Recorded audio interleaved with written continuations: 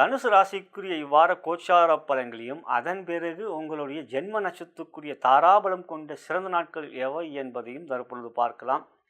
இவ்வாரத்தில் பிறந்தநாள் மற்றும் திருமணநாள் கொண்டாடும் நண்பர்களுக்கு எனது இனிய வாழ்த்துக்களை தெரிவித்துக் கொள்கின்றேன். மேலும் இப்பதிவை உங்களுடைய நண்பர்களுக்கும் உற்றார் உணவுகள் வாட்ஸ்அப் ஃபேஸ்புக்கிற்கு ஷேர் செய்யும்படி அன்புடன் கேட்டுக்கொள்கின்றேன்.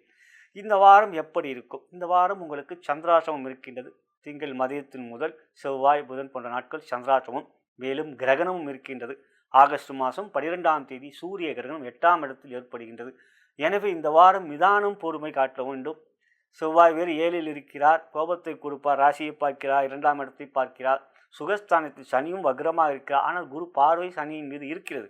இருந்தாலும் ஆரோக்கியத்தில் அக்கறை காட்ட வேண்டும். சொத்து விஷயத்தில் ரொம்ப வழக்குகள் போன்ற இருந்தால் அது கொஞ்சம் யோசனையோடு செயல்பட வேண்டும். கவனம் செலுத்துவது எப்படி என்ன இருக்குன்னு என்று நீங்கள் அதை பற்றி கேட்க வேண்டும் உங்களுடைய வழக்கறிஞரிடம். இந்த வாரத்தை பொறுத்தவரை சில முடிவுகள் எடுக்கின்றவர்கள் தடுமாற்றம் ஏற்படும். ஏன்னா சந்திராசிரமம் இருக்கிறது, கிரகணமும் 8ஆம் இடத்தில் ஏற்படுகிறது, 10ஆம் இடத்தில் சுக்கன் இருக்கிறார். 10இல் சுக்கன் இருக்கிறது நன்மை இல்லை. 6, 7, 10 சுக்கன் யோகத்தை செய்ய மாட்டார். இவையெல்லாம் பார்க்கின்ற தொழில் வியாபாரம் பொறுமை நிதானம் காட்ட வேண்டிய வாரம். கொடுக்கல் வாங்கல், பண பரிமாற்றம், யாரையும் நம்பி ஒரு யோசனையோடு முன்பணமாக கொடுக்கின்ற போது அதுக்கு அதை பற்றியான டாக்குமெண்ட் எதுவும் இல்லாமல் ஒரு பேச்சுக்காகவே கொடுக்கறது, இதெல்லாம் வேண்டாம். இந்த வாரம் அவர் சொல்லிட்டார், அவர் நல்ல நாணயமானவர் அப்படின்ட்டு நீங்கள் எதனா ஒரு பணம் கொடுக்க போனால் அவருக்கு எதனா உடல்நல பாதிப்புனா நீங்கள் அவரை போய் கேட்கவும் முடியாது. அவருக்கு அப்புறம் நீங்கள் எப்படி அதை வாங்குறதுன்னு உங்களுக்கும் தெரியாது. இது தொழில் வியாபாரத்தில் இருக்கிறவங்க முக்கியமாக சொல்கிறேன்.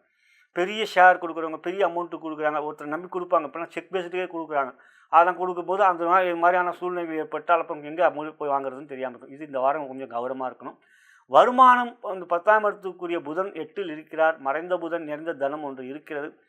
8இல் சூரியன் இருக்கின்ற பொழுது 8இல் சூரியனோடு ஒரு கிரகம் சேர்க்கை பெற்றால் பாதிப்பு இல்லை. ஆனால் பாக்கியாதிபதி 8இல் இருக்கிறார், பாதிப்பு தான் இல்லை. எனவே கொடுக்கல் வாங்கல் பணம் பரிமாற்றத்தில் எச்சரிக்கை. உத்தியோகம், உங்கள் வேலையில் மட்டும் முழு கவனத்தை செலுத்துங்கள், மற்ற விஷயத்தில் தலையிடாதீர்கள். இந்த வாரம் பொறுத்தவரை வார்த்தையிலே நிதானம் வேண்டும். நீங்கள் இது ஒன்று சொல்ல அவங்க வேறு விதமாக புரிஞ்சுக்குவாங்க. எதிர்ப்பாலினத்திடம் ஆண்களாக இருந்தால் பெண்களிடம் எச்சரிக்கையாக இருக்கும். பெண்கள் குறிப்பாக ஆண்களிடம் கவனமாக இருக்க வேண்டும். தனுசு ராசி ஒரு போராட்ட குணம் உள்ள ராசி தான். இருந்தாலும் இவையெல்லாம் உங்களோடு தெரிந்து கொள்வது நல்லது. குடும்பம் 7இல் செவ்வாய் இருப்பது நல்லதல்ல. 7இல் செவ்வாய் இருப்பது சாதகம் அல்ல. எனவே கணவன் மனைவியிலே விட்டு கொடுத்து செல்ல வேண்டும். சின்ன விஷயங்கள் பெரிதுபடுத்தாதீர்கள். நண்பர்களிடம் பகைமை ஏற்படக்கூடிய வாய்ப்புகள் இருக்கும்.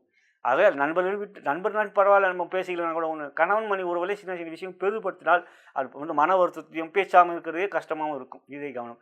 ஆரோக்கியம் என்று பார்க்கிற ஆறுக்குரியவன் சுக்கிரன், அவர் 10இல் இருக்கிற ஆரோக்கியத்தில் அக்கறை காட்ட வேண்டியது இந்த வாரம் முக்கியம். குழந்தைகளை பற்றி ஒன்றும் பிரச்சனை இல்லை. இந்த வாரம் அவர்களுடைய செயல்கள் சிறப்பாகவே இருக்கும். இவையெல்லாம் இந்த வாரம் உங்களுக்கு அமைந்திருக்கிறது. அது கிரக நிலைகளால் ஏற்படக்கூடிய சூழ்நிலைகள். க்ரீம் என்கின்ற மந்திரத்தை உச்சரியுங்கள். இந்த வாரம் சக்திக்குரிய அந்த மந்திரத்தை உச்சரிப்பது மூலம் நன்மைகள் உங்களுக்கு கிடைக்கும். நலம் பெருக வளம் பெருக.